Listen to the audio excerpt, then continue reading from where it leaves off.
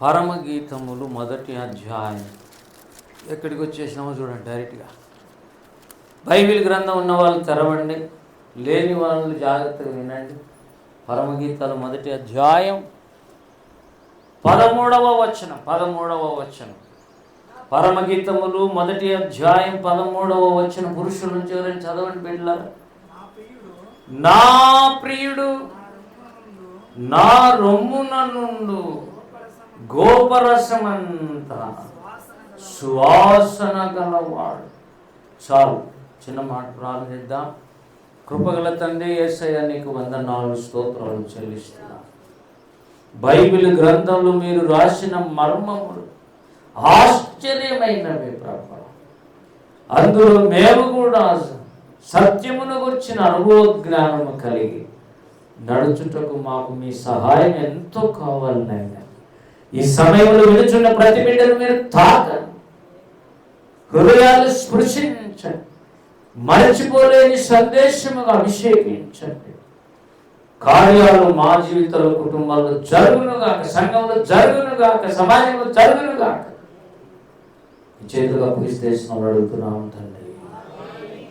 ఆమేన్, ఆమేన్, ఆమేన్. పరమగీతం అనేది చాలా అద్భుతమైనటువంటి కీర్తన.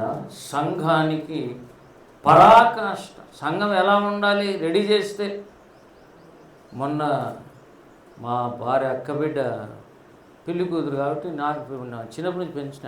నేను కూడా నా పెళ్ళి అయినప్పుడు అబ్బా చిన్నపిల్ల 1 year కూడా లేదు. ఇప్పుడు పెళ్ళి నా మీదనే కూర్చోబెట్టుకొని నేను కడపకు వచ్చిన. ఎందుకంటే వాళ్ళ అక్కనే వచ్చి మమ్మల్ని వదిలిపెట్టుకుంది. అంటే మేడం తీసుకొచ్చి వదిలిపెట్టడానికి ఎవరు లేరు. వాళ్ళ ఆయన చనిపోయాడు, వాళ్ళ అమ్మ ముసలాయమ్మ. ఆ పాప నిన్న పెళ్ళి కూతురు వైజాగ్లో సింపుల్గానే మేకప్ చేశారు. చేసుకోవచ్చు మేకప్, నేను అనుకుంటున్నాను. ఎందుకంటే వాక్యంలో ఉంది. మరి ఎస్తేరికి ఎన్ని రోజులు చేసినారు? ఎస్తేరు మేకప్ యేసు కొరకు. భక్తిపరుల మేకప్ అంటే సిద్ధపాటు అని. అట్లని మామూలు మేకప్ వద్దా సార్ అంటే, మరి టీవీల్లో వీడియోలలో చూడాలి జాగ్రత్త. ఇప్పుడు నాకు నా వీడియోలు చూసినప్పుడు నాకు అనిపించింది బాగా చేయాలి. కొద్దిగా అశ్రద్ధగా ఉన్నాం, 2-3 ఏళ్ల నుంచి అశ్రద్ధగా ఉన్నాం. ఏదైనా నేర్చుకుని బాగా చక్కగా చేసేవాళ్ళు దేవుడు ఇవ్వాలి. దేవుని స్తోత్రం, హల్లెలూయా. మంచి క్లారిటీగా వీడియో ఉంటే చాలామంది వినడానికి ఇష్టపడతారు. అసలు కొన్ని సంగతులు పరిశుద్ధాత్మ దేవుడు మాట్లాడుతున్న క్లౌడ్స్లో ఉండిపోతాయి. మనం విని మర్చిపోయినా అట్లాగనే ఉంటాయి. ఎప్పుడు కొట్టినా వచ్చేస్తాయి. యూట్యూబ్లో వినొచ్చు. నువ్వు ఆశ కలిగిన వాళ్ళ విషయాలు నేను ఎన్నిసార్లు వింటాను. పరమగీతాలు అనే ఎక్స్ప్లెనేషన్, వివరణ, ఓఫీరన్న సుబ్బలక్ష్మి కళ్యాణ మండపం అని వైజాగ్లో ఉంటుంది. దాంట్లో 3 రోజులు 5 రోజులు వాక్యం చెప్పినాడు. ఎప్పుడో 30 ఏళ్ళ కిందట. అవి అప్పుడప్పుడు వింటూనే ఉంటాను నేను, ఒకసారి కాదు.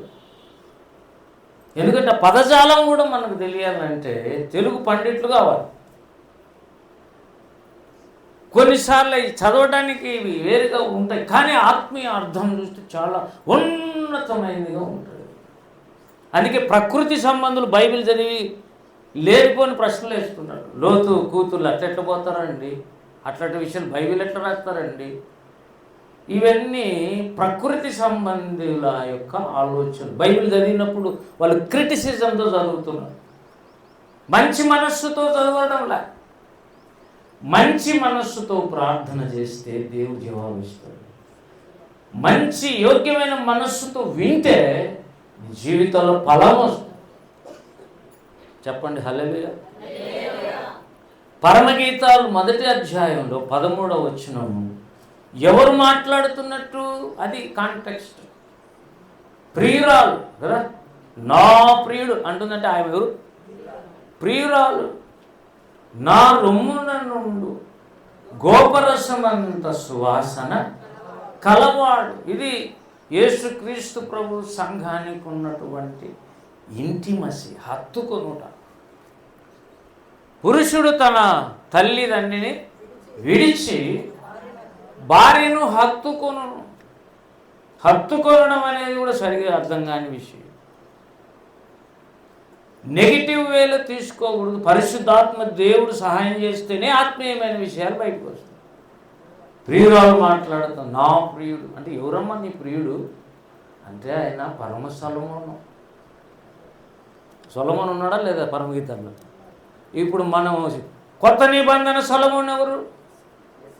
యేసు క్రీస్తు పరమ సొలొమోను. ఎందుకంటే ఇది పరమగీతమే. ఈ గీతము పరమగీతం, పరలోక గీతం, పరలోక సంబంధులు పాడే గీతం. అందరూ పాడలేరు ఈ పాటలు అందరూ రాయగలుగుతారా? రాయడమే చేత కాదు మనకు. నాకు అనిపిస్తుంది స్టీవెన్సన్ ఆయన చిన్న వయసే, నాకు అటు ఇటు ఉంటాడు అంతే, 800 పాటలు రాశాడు. అంటే నాకు అనిపిస్తుంది అతను చూస్తే, నాకు ఎప్పుడు పరిచయం లేదు. ఈసారి పరిచయం అయితే పరిచయం చేసుకుంటా, ఎందుకంటే ఓఫీర్ అన్న బాగా పరిచయం కనుక. రాయలసీమ కోడ్ అంటే నేను ఓఫీర్ అంటే కన్నా ఒకసారి పిలిపిద్దామని కూడా ఆశ ఉంది, చూద్దాం. 800 పాటలు అంటే అతని నోరు, నీతిమంతుని నోరు జీవపు ఊట. ఎప్పుడు ఏదో ఒక చోట మీటింగ్, ఎక్కడ చూసినా పాటలే. ఎవరు పాడేది పాటలు? నువ్వు సంతోషముగా ఉంటే నువ్వు కీర్తనలు పాడాలి. ఎవరు కీర్తనలు పాడేది? సంతోషంగా ఉన్నాడు గనుకనే కీర్తనలు రాయగలుగుతున్నాడు. అఫ్కోర్స్ ఆ కీర్తనలు బాధ కీర్తనలు ఉంటాయి, ఎన్నో రకాల వాక్యాలను గురించినటువంటి అన్ని నవరసాలు దాంట్లో ఉంటాయి. కొన్ని హెచ్చరిక పాటలు ఉంటాయి. హెచ్చరిక పాటలు, ముసలమ్మ ముచ్చట్లు కట్టి పెట్టి పన్నాడా? అవునా? అయ్యో నేను మిస్ అయ్యాను.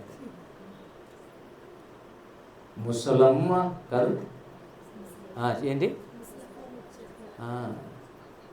ముసలమ్మ ముచ్చట్ల కట్టి పెట్టి పరిశుద్ధ గ్రంథాన్ని చేత పట్టి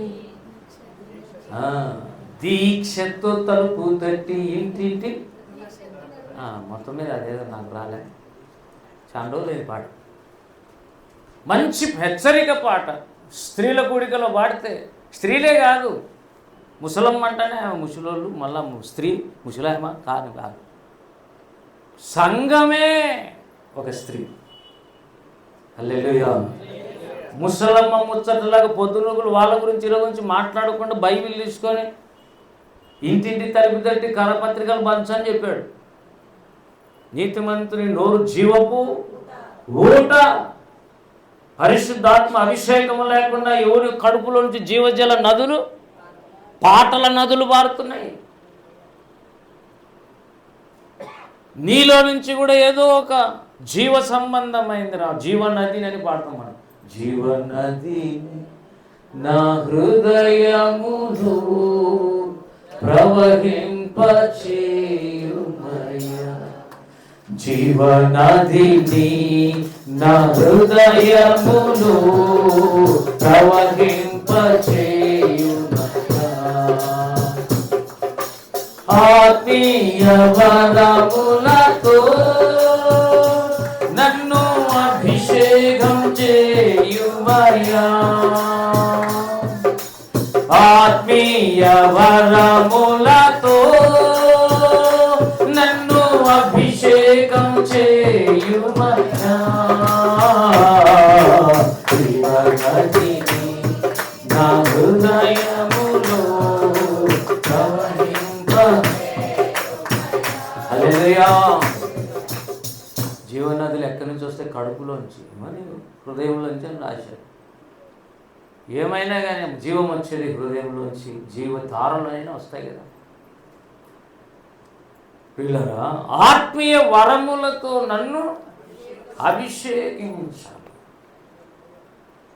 ఎవరికైనా నేను పరిచర్యలో పాల్గొనాలి, ఉదాహరణకు బల్లయ్యని తీసిపెట్టడం, క్లీన్ చేయటం, పోయటం, తీసుకురావడం, కొద్ది పరిచర్యలో నేను ఉంటాను, పరిచారకునిగా అభిషేకం తీసుకుంటాను.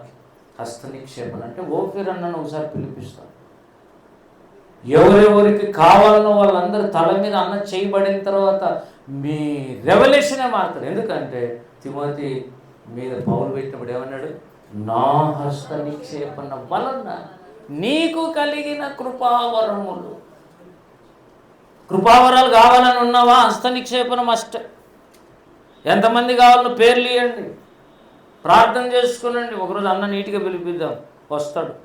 ఒక మీటింగ్ పెట్టి వాక్యం చెప్పి తల మీద చేయి పెట్టి నూనె పోసి ప్రార్థన చేస్తాడు. తర్వాత నీకు దేవుని అధికారం పనిచేస్తుంది. హస్త నిక్షేపణ వాళ్ళు తెలియని వాళ్ళు చాలామంది స్టేజీల మీద వాక్యం చెప్తున్నారు. ఏదో ఒక దయ్యం తరుగుతుంది, ఎప్పుడో ఒకసారి పారిపోతారు. స్కైవ కొడుకులు పారిపోయారు. అదే హస్త నిక్షేపణ ఉన్నాడు కానీ నిలబడితే కొద్ది లోపాలు ఉన్నా కూడా చీకటి శక్తులు పారిపోతాయి. ఎందుకంటే అది గాడ్స్ అపాయింట్మెంట్ ఉంది అతనికి, నియామకము దేవుని. జనములకు ప్రవక్తగా నేను నిన్ను దేవుడు నియమించిన వాళ్ళు వీళ్ళు. కాబట్టి నువ్వు ప్రార్థన చేస్తూ వస్తే ఒకరోజు పిలిపిద్దాం. యేసు అడుగుతున్నాడు, మా చర్చిలో 2-3 రెడీగా ఉన్నారన్న సేవకే రావాలని. వాళ్ళ కోసం రంజితను పిలిపిద్దాము నంద్యాల కంటే అదొక మీటింగ్ పెడతాం అనుకుంటా. అప్పుడప్పుడు ఎక్కువ పిలిపిస్తే మీరు మళ్ళీ ఆశ్చర్యచక్తులు అవుతారు. అన్న తక్కువ వస్తున్నాడు కాబట్టి మీకు అర్థం కావట్లా. వ్యక్తి పూజ నేను చేయటంలే, మీరు అనుకుంటున్నారు. పాతాళము నుంచి మనల్ని పైకి లేపిన వాడు యేసుక్రీస్తు మాత్రమే. కానీ సంపూర్ణ సిద్ధిలోకి రావాలంటే దైవజనులు అందరూ కావాలి. వారిలో ప్రాముఖ్యమైన వాడు అంచె దినాల ప్రవక్త అయి ఉండాలి. దేవుని స్తోత్రం కలుగునుగా. ఇవి అర్థం కావాలంటే నీకు చాలా భక్తి రావాలి. సంతుష్టి సహితమైన దైవభక్తి గొప్ప లాభం. ఎప్పుడు వస్తుంది సంతుష్టి సహితమైన దైవభక్తి? మంచి ఫుడ్ తింటే కదా, నిజమైన ఆహారం తింటే కదా సంతుష్టి వస్తుందని చదివాను. నా ప్రియుడు అంటుందంటే ఈ ప్రియురాలు సంఘం అని అర్థం. ఆయన పేరు షూలమ్మితి. ఎవరండి ఏమా? షూలమ్మితి. అయితే మొన్న వైజాగ్ పెళ్ళికి పోతే ఒక పిల్లని అడిగిన నేను పేరు, ఏం పేరు నాయన నీ పేరు అంటే, నా పేరు షూలమ్మితి సార్. వా, ఎంత బాగుంది నీ పేరు. సంఘానికి వ్యక్తి రూపం. సంఘానికి కొంతమందిని చూస్తే సంఘం చూసినంత బైబిల్లో. ఇక్కడ ఈ సంఘం అంటే ఒకరు కాదు, కోటాను కోట్ల భక్తుల సమూహం అంతా కలిస్తే సంఘం అవుతుంది. ఆ సంఘం అంతా ఎవరంతకు వాళ్ళు పడినప్పుడు నా అంటున్నారు. మా అనలే, మా ప్రియుడల్లా, నా ప్రియుడు, నా ప్రాణ ప్రియుడు, నా యేసు రాజా, నా జీవితం అంకితం నీకే, నా జీవితం అంకితం, నా ప్రాణ ప్రియుడా, నా యేసు ప్రభువా, నా జీవితం అంకితం నీకే, అంకితం. నీ సత్యము సమాజములో నీ నీతిని నా హృదయములో, నీ సత్యము సమాజములో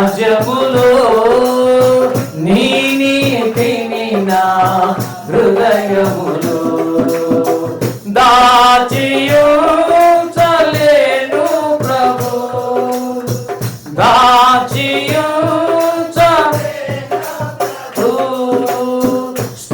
స్తుతియాగముగా నూతన గీతము నే పాడేదా, నా ప్రాణ ప్రియుడా, నా యేసు ప్రభువా, నా జీవితం అంకితం నీకే, నా జీవితం అంకితం. హల్లెలూయా. నా ప్రాణ, ఇక్కడే ఉన్నది నా ప్రియుడు. రెండు ఒకటే. ప్రాణమిచ్చేంత ప్రియమైన వాడు యేసుక్రీస్తు ప్రభు ఎక్కడ ఉన్నాడని చెప్తుంది? నా రొమ్మున నుండు గోపరసమంత సువాసన అంటే గోపరసం ఏమండి? ఇవన్నీ ఏంటివి? పరిమళ వాసన. ఒక పేజీ తిప్పండి, 6వ వచనం, 3:6. గోపరసముతోను సాంబ్రాణితోను వర్తకులము వివిధమైన సుగంధ చూర్ణములతోను పరిమళించుచవచ్చు. ఇది అంటే పరిమళంతో వస్తుంది ఒక ఆమెకు ఏముంది? పరిమళ వాసనలు వెదజల్లుతూ ఉంది. ఏ పూసుకునింది? గోపరసం అనేది ఒక పరిమళ వాసన, సాంబ్రాణి అనేది ఒక పరిమళ వాసన, వర్తకములు వివిధమైన, ఒకటి కాదు అనేకమైన సుగంధాల చూర్ణం. ఇటువంటి అన్నీ పూసుకునింది ఆమె. 6వ వచనంలో ధూమ స్తంభము వల్లే అరణ్య మార్గంలో వస్తూ ఉంది. అంటే ఎవరేమా? అరణ్య జీవితము కలిగిన ఇశ్రాయేలీలు ఎట్లనో అరణ్యముని లోకమని అరణ్యములో నడుస్తున్న దేవుని సంఘము పరిమళ వాసనలు వెదజల్లుతూ రావాలి. పరిమళ వాసనలు ఎప్పుడు వస్తాయి? నెంబర్ 1, యేసును హత్తుకుంటే వస్తాయి. హల్లెలూయా. యేసు ప్రభువును హత్తుకోవడం కాదు, కౌగిలించుకోవడం. ఆ పాట, యేసన్న పాటలు చాలా పరమగీతాలు ఉన్నాయి. అవన్నీ 6:2-6. అతని ఎడమ చెయ్యి నా తల క్రింద ఉంది, ఆ కుడి చేత అతడు నన్ను. అంటే దేవుడు ఒక భక్తుని, పౌలు లాంటి వ్యక్తిని, పేతురు లాంటి వ్యక్తిని, ఏమండి దెబోరా లాంటి స్త్రీని, లేదా దోర్కా లాంటి సంఘాన్ని, లూదియా లాంటి స్త్రీని కౌగిలించుకున్నప్పుడు, అంటే కౌగిలం అంటే ఇక్కడ ఏంటంటే దేవునితో పర్సనల్గా గడిపే సమయం, పర్సనల్ టైం విత్ గాడ్. దేవునితో ఏకాంతంగా మనుషులు ఎవరు కనబడని స్థలములో ప్రియులాలు ఉన్నట్టు. 1 డే ప్రేయర్ రిట్రీట్ అంటే ఒకరోజు దేవునితో గడిపిన మన సంఘంలో లేరా? మీరు చెప్పండి. పొద్దున్న 10 నుంచి సాయంత్రం 4 గంటలు బైబిల్ తీసుకుని వాకిలు వేసేసి పోరా, ఈ సంసారం ఎప్పుడు ఉండేదే, నా ప్రభువుతో నేను గడపాలా. అర్ధన పోయి 10 గంటలకు పోయి సాయంత్రం 4 గంటలకు బయటకు వచ్చినావు అనుకో, అంతో ఎంతో నీలో నుంచి పరిమళ వాసన బయటకు వస్తుంది. హల్లెలూయా. ఏం జరిగింది లోపల? దేవునితో హానోకు వలె ఏకాంతమైన నడక, సహవాసం, హత్తుకోవటం, కౌగిలించుకోవటం, దేవుని సంబంధమైన విషయం. Personal prayer life, personal fasting prayer. అసలు నమ్మి బాప్తిసం పొందని మన సంఘంలో ఏం అలవాటు అమ్మా? ఏం అలవాటు? 3 దినాలు ఉపవాసం చేయాలి. అది మిస్టేక్ జరిగింది కొంతమంది, అందుకే వాళ్ళు లేరు ఇప్పుడు. స్టార్టింగ్ నుంచి అంత స్ట్రిక్ట్గా ఉన్నాయి. ఇంకా చెప్పాలంటే లిబరల్గా ఇప్పుడు ఉన్నారు. లిబరల్ అనకూడదు, దాన్ని వదలకూడదు. బాప్తిజం నమ్మి బాప్తిజం మరుసటి రోజు నుంచి ఒక 3 దినాలు పౌల్లాగా ఏకాంతంగా దేవునితో గడిపితే పాపపు పొరలు రాలిపోతాయి, ఆధ్యాత్మిక నేత్రాలు తెరవకూడదు. 3 దినాలు అన్నపానం లేకుండా దేవునితో గడుపుతున్న పౌలు ఎలా ఉన్నాడో ఈ షూలమ్మితి యేసుతో అలా ఉంది. గోపరసం అంత సువాసన వస్తుంది మన దగ్గర. ఎక్కడిది నీకు అంటే యేసు ప్రభువుతో నేను ఒంటరిగా ఉన్నప్పుడు ఆయనలో ఉండే పరిమళం నాలోకి వచ్చింది. ఆయన దగ్గర అయస్కాంతం చిన్నప్పుడు అయస్కాంతం పెట్టి ఇనుగు పెట్టి తిప్పుతా అంటే బాగుంది ఆర్డర్. పేపర్ మీదేమో పిన్సుది పేపర్ కిందేమో అయస్కాంతం పెడితే చూసిన మ్యాజిక్ అయస్కాంతం ఇనుము అయస్కాంతంతో ఉండి నార్త్ సౌత్ పోల్ మళ్ళీ ఇట్లా తిప్పినప్పుడు అంతో ఇంతో అయస్కాంతం శక్తి ఇనుముకు వచ్చినట్టు భక్తునికి దగ్గర ఏమొచ్చింది? గోపరసం అంత పరిమళ వాసన వస్తుంది. యాడి అంటే యేసు దగ్గర ఉన్నాయి. ఆయన దగ్గర ఏముంది? 1:3 నీవు పూసుకొను పరిమళ తైలము సువాసన యేసయ్య పూసుకునేది అలవాటు. యేసయ్యకు పరిమళ వాసన అలవాటు. ఆ పరిమళం ఎవరిది? పరిశుద్ధాత్మ దేవుడి. 7 ఆత్మలు గలవాడు చెప్పు సంగతులు ఏమనగా, అంటే యేసయ్యకు సమృద్ధి అయిన అభిషేక తైలం ఉంది. ఆ పరిమళం అంతా ఆయనలో నిండి పొర్లుతూ ఉంది. ఒకసారి అంటాడు ఆయన, నేను ఆత్మలో ఆనందించి అంటాడు. ఎక్కడ ఆనందం? ముసిముసిగా నవ్వుకుంటా. 7 ఆత్మలు, ఒక ఆత్మ కాదు, 7 ఫోల్డ్ హోలీ స్పిరిట్ కలిగిన వాడు ఆయన. అందుకే ప్రకటన గ్రంథం 5లో ఆడ అంటాడు చూడండి పిల్లలు, రండి.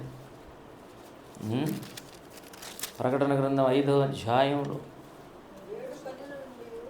6వ వచనం మధ్యలో, ఆ గొర్రె పిల్లకు 7 కొమ్ములును 7 కన్నులను ఉండెను. ఆ కన్నులు భూమి ఎందంతట పంపబడిన దేవుని. యేసు ప్రభువుకు 7 కన్నులు ఉన్నాయంట. 7 కన్నులు అంటే 7 ఆత్మలు. 7 ఆత్మలు గలవాడు చెప్పు సంగతులు ఏమనగా, ఏమండి ఎక్కడన్నాడు అది? చూడండి, 3వ అధ్యాయం 1వ వచనం, 7 నక్షత్రములను దేవుని 7 ఆత్మలు గలవాడు యేసయ్య. ఒక ఆత్మ కాదు, 7 ఫోల్డ్ అంటే పరిపూర్ణ ఆత్మచేత నింపబడిన వాడు. కాబట్టి ఆయనలో నుంచి ఎప్పుడు ఏం వాసన వస్తుంటుంది? పరిమళ వాసన. 7 ఆత్మలు గలవాడితో సహవాసం చేస్తుంది మా. అంటే ఒకరోజు దేవునితో ప్రతిష్ఠించుకొని ప్రార్థన చేస్తూ ఉపవాస ప్రార్థన, అది ఆయన రొమ్మున ఉండే గోపరసము. నా రొమ్ము నుండి గోపరసం అంతా అంటే యేసు ప్రభు దీంతో కలిసి ఆయనతో మాట్లాడి ఆయనతో ఏకాంతంగా ఉండి ఆయన పర్సనల్ ఎఫెక్ట్, ఆయన ముఖ ప్రకాశం మోషే మీద పడినట్టు. 90వ కీర్తనలో ఏమన్నాడు మోషే? నీ ముఖ కాంతిలో, ఆ దేవుని ముఖ కాంతి మోషే మీద పడుతుంటే ఆ వెలుగు ఈ మోషే ముఖం మీద పడుతుంటే ఈయన కూడా వెలుగు వచ్చేసి. ఇశ్రాయేల్ అంతా ఏమన్నారు? ఏదైనా కప్పుకోబ్బా నువ్వు, మరీ ఇట్లా వస్తే ఎట్లా? ఆ ప్రకాశమైన ముఖం మేము చూడలేకపోతున్నాం. ఎలా వచ్చింది నీకు? దేవుని ముఖంలో ముఖం పెట్టి చూసి ముఖాముఖిగా చూశాడు. ఇప్పుడు మోషే అంటాడు, యేసు ప్రభువా నా ప్రాణప్రియుడా, నా రొమ్మున ఉండే గోపరసం అంత సువాసన నీదే. పౌలు అంటాడు, ఏలియా కర్మేలు కొండ మీద దేవునితో గడిపినప్పుడు పరిమళ వాసన అతని మీదకి వచ్చింది. అది చూశాడు ఎలీషా. ఏమన్నాడు తెలుసా? ఏలియా ఆ పోయేటప్పుడు 2 అంతల ఆత్మ ఇయ్యబ్బా నాకు కూడా, నీకెడు నీ పరిమళం కనపడుతుంది. అప్పుడే దేవుని 2 అంతల ఆత్మ నాకు కావాలి. దేవుని స్తోత్రం. ఇప్పుడు ఈ సంఘము పరమగీతలో ఎలా ఉంది? దేవుని హత్తుకొని ఉంది.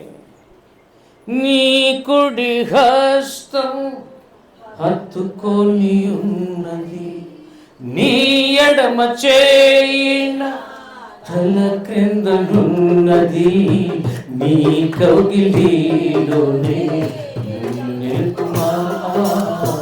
నీ కౌగిలిలోనే నిత్యుడాని సన్నిధి నిండుగాన తోడు, నిత్యముంచి నన్ను నడిపించుము.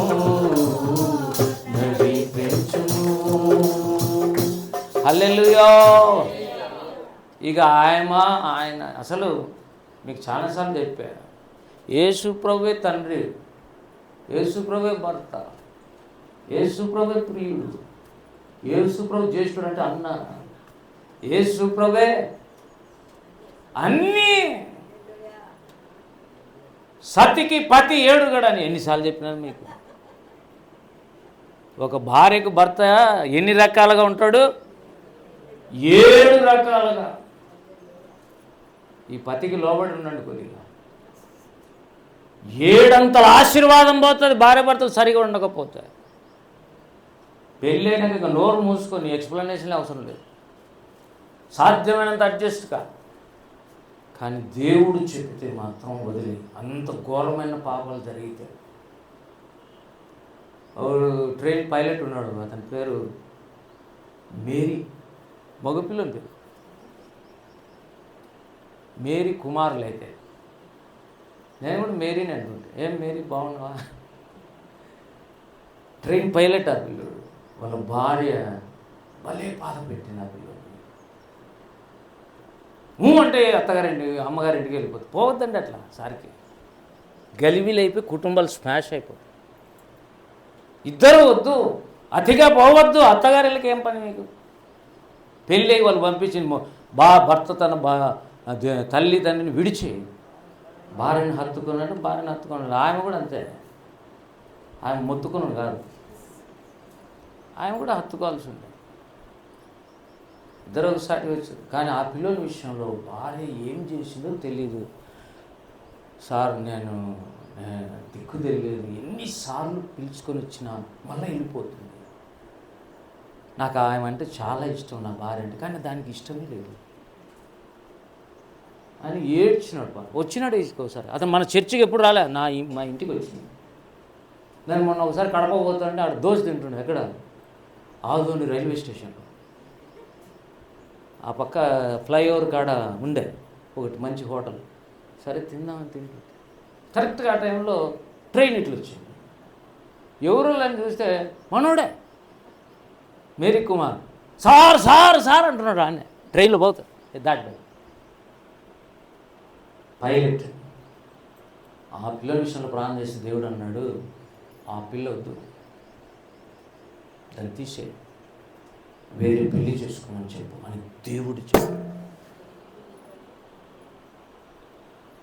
మేము ఇట్లా తెలుసు అట్లా తెలుసు, హత్తుకొని ఉండాలి. గలిబిలి చేసినావు అనుకో, నీ లైఫ్ నువ్వే స్పాయిల్ చేసుకుని 3 రాళ్ళు తన చేతులతో తన ఇల్లు ఓడబెరుకుని.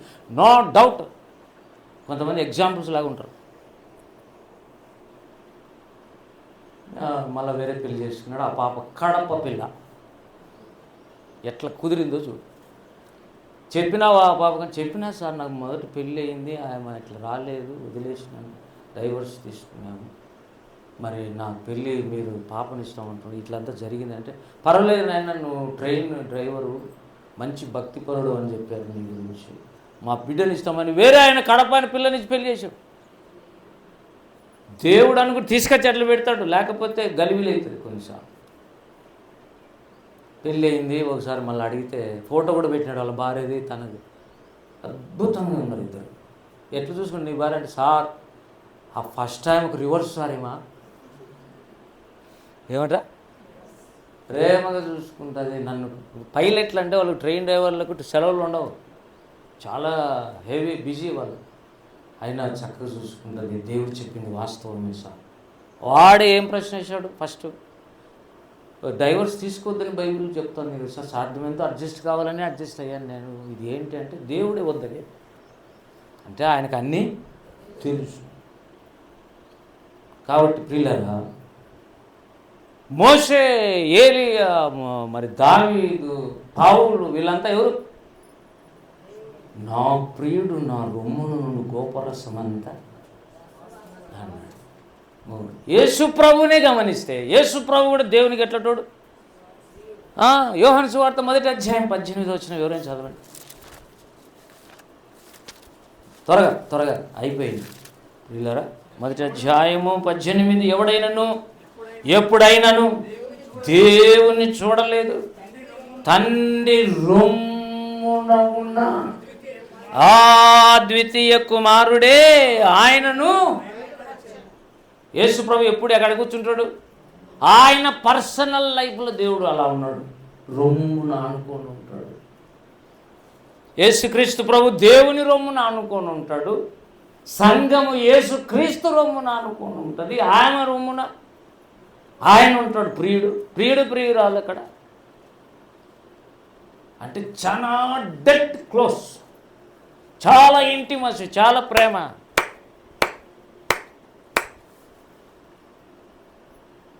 ఇంకొకరు చెప్పి నేను ముగిస్తా ఒక మాటలో. యేసు ప్రభు శిష్యులలో కూడా ఉన్నాడు యోహాను. యోహాను ఎప్పుడు యేసును రొమ్మున అనుకుని ఉంటాడు. చూడండి, షూలమ్మితి, ఈయనొక షూలమ్మితి. 21వ అధ్యాయము 7వ వచనం. కాబట్టి యేసు ప్రేమించిన శిష్యుడు, యేసు ప్రభు యోహాను అంటే చాలా ఇష్టం. ఎందుకు ఇష్టం? 7వ వచనంలో ఏమన్నాడు? యేసు ప్రేమించిన శిష్యుడు. 21:20 ఆన్నే 20. పేతురు వెనుకకు తిరిగి యేసు ప్రేమించిన వాడును భోజనం టైం వచ్చే తల్లికి ఆయన రొమ్మున అనుకుంటాడు ఇతను. బా, దేవుని స్తోత్రం కలుగును గాక. యోహాను ఎక్కడ కూర్చుంటాడు ఎప్పుడు? ఎవరైనా పక్కన కూర్చొని కొంపదీసి ఆంధ్రే కూర్చున్నాడు అనుకో యేసుప్రభు పక్కన, ఓ ఆంధ్రయా ముసలాయనా లే, ఈ సీట్ నాది. యేసుప్రభు పక్కనే ఉండాలి, రొమ్మును ఆనుకొని ఉండాలి. అంటే మొత్తం సంఘానికి వ్యక్తి రూపం యోహాను. దేవుని స్తోత్రం కలుగును గాక. యేసును ప్రేమించాడు, యేసయ్య ఆయన్ను ప్రేమించాడు, ఎప్పుడు రొమ్మును ఆనుకొని ఉంటాడు. అక్కడ ఇంకొకటి 10:23 ఎవరైనా చదవండి త్వరగా. 10వ యోహాను 10:23 ఎవరు తీస్తారు? అది శీతాకాలము.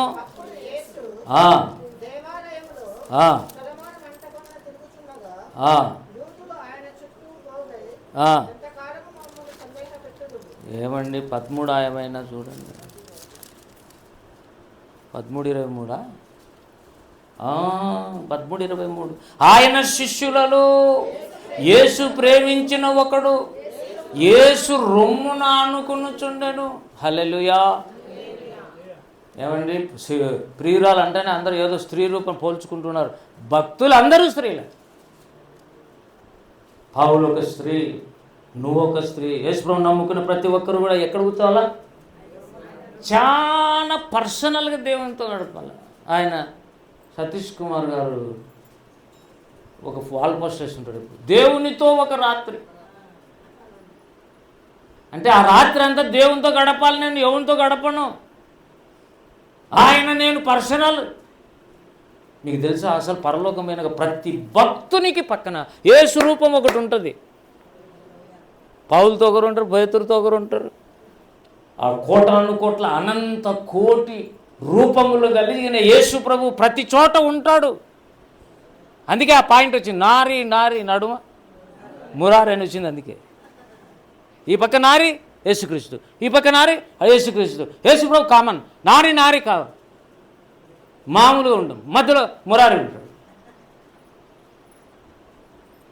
అందుకే ఆయన పేరు అనంత కోటి రూపములు కలిగిన వాడు. చెప్పాలంటే విరాట్ పురుషుడు. హిందూ వేదాలలో యేసు ప్రభుని ఏమంటారు? విరాట్ పురుషుడు. అనంత చక్షువులు కలవాడు, కోట్ల చేతులు, కోట్ల కాళ్ళు, కోట్ల కన్నులు. అంటే ఎందుకు అవన్నీ? అంటే కోట్ల మంది భక్తులు ఉన్నారు కాబట్టి. దేవుని స్తోత్రం కలుగును గాక. నువ్వెప్పుడు నీ దేవుణ్ణి, నీకు తెలిసిన యేసుతో నువ్వు ఉండొచ్చు. నా ప్రియుడు అనొచ్చు. కొంపదీసి అందరికీ ఒకే ప్రియుడు అయితే మా ప్రియుడు అనాలి నువ్వు కాదు, నా ప్రియుడు.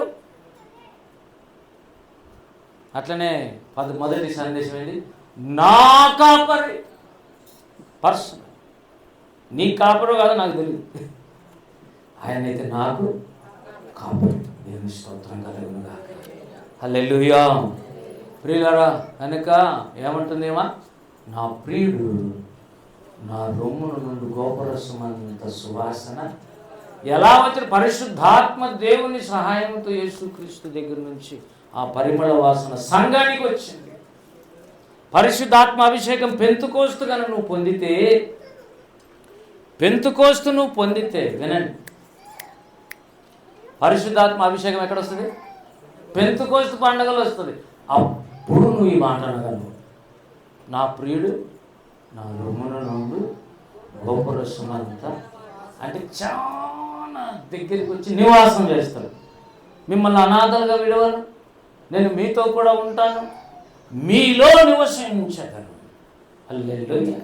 అంత దగ్గరికి ఎప్పుడు వస్తాడంటే అభిషేకం పొందినప్పుడు వస్తాడు. సంఘాన్ని అడగడు దేవుడు, నిన్ను వ్యక్తిగతంగా అడుగుతాడు. పర్సనల్గా నాతో ఎందుకు గడపవు నువ్వో, నేనంటే ఇష్టం లేదు కదా. రత్నకుమార్ యొక్క స్లోగన్ వినండి, రత్నకుమార్ స్లోగన్ వినండి. ఎవరిని ప్రేమిస్తావో వాళ్ళతో ఒంటరిగా ఉండడానికి ఇష్టపడతావు. యేసును ప్రేమిస్తే యేసుతో గంటల తరబడి గడుపుతావు. హల్లెలూయా. నీకు ప్రార్థన చేయబుద్ధి గల, వాక్యం చదవబుద్ధి గల, గడప బుద్ధి కాలేదంటే యేసును నువ్వు ప్రేమించడం లేదు అని నువ్వే చెప్తున్నావు.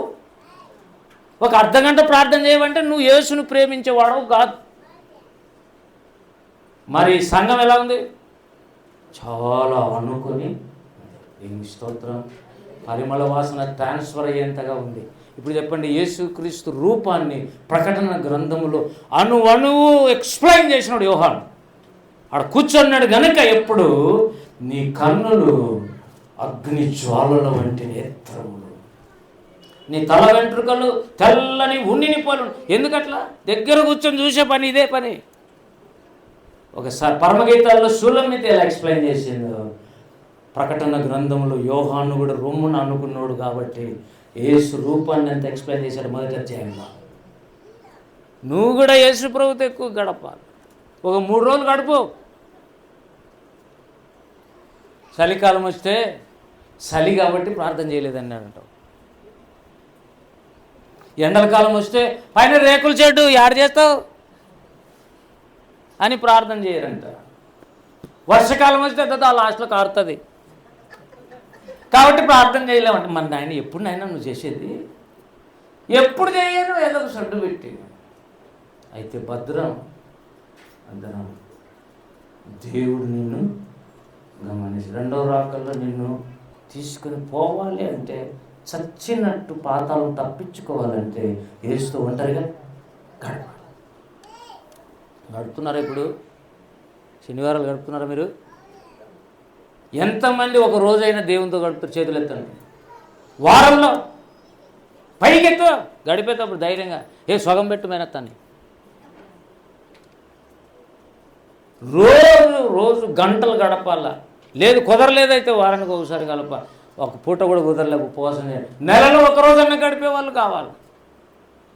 లేదు చాలా బిజీ సార్, నీ పద్ధతులు లేచిన సంపాదించుకోవాలి రావాలనుకుంటే నీకు అంతే సంగతి. లాస్ట్ చాలా బిజీ సార్, నేను సంపాదన మీద పడినాను అంటే నీ సంపాదన అంతా జీరో చేస్తే దేవుని దగ్గరికి వస్తావు కరెక్ట్గా. జీరో చేయాలని అనుకోడైనా నువ్వే ఎట్లా చేసుకుంటున్నావు?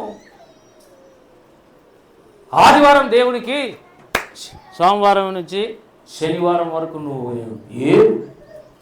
హల్లెలూయా. అట్టి కృప ఆశీర్వాదం సంఘముకు, సూలమితికి దేవుడిచ్చినట్టు, తన భక్తులకు దేవుడిచ్చినట్టు నీకు నాకు ఇవ్వాలంటే ఏం చేయాలి? దగ్గరికి యోహానులాగా యేసు ప్రభుని రొమ్మును అనుకున్నట్టు, యేసు దేవుడు తండ్రి అయిన దేవునికి రొమ్మును అనుకున్నట్టు, సూలమితి యేసు ప్రభు రొమ్మున ఉన్నట్టు హత్తుకున్నట్టు నువ్వు కూడా గడపాలి. లేకపోతే ఆశీర్వాదం రావు. అది దేవభక్తి సాధనకు గురుతం. రండి ప్రార్థన చేయండి. ఈ కృప నాకు కావాలన్న వాళ్ళందరూ రండి ప్రార్థన